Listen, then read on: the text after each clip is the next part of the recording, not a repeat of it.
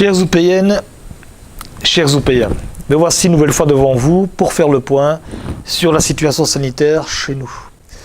J'aurais préféré m'adresser à vous dans des circonstances forcément plus réjouissantes. Pour vaincre le virus, l'effort de tous est indispensable et chaque geste compte.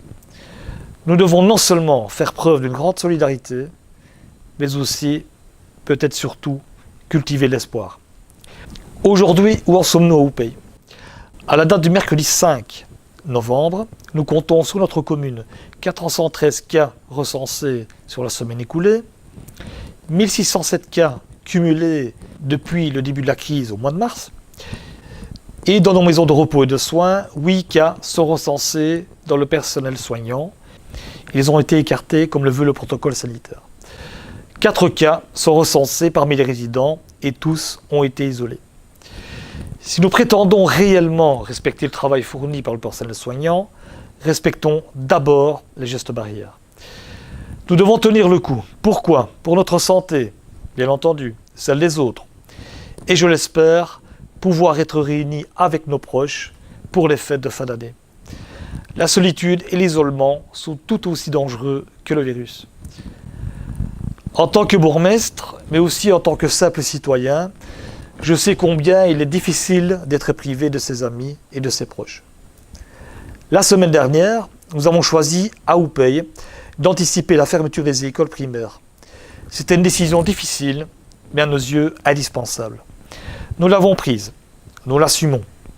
Tout cela dans l'intérêt de la santé de nos citoyens, quel que soit leur âge. Je vous rappelle par ailleurs que les garderies du 9 et du 10 novembre sont maintenues. Des garderies sont également prévues les 12 et 13 novembre.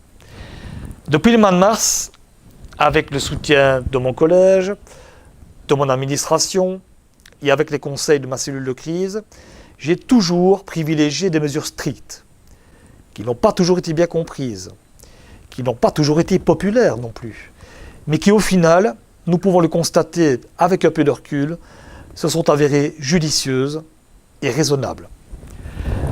Dans cet esprit, j'associe et je remercie les comités de fête et les citoyens qui ont pris leurs responsabilités avec nous.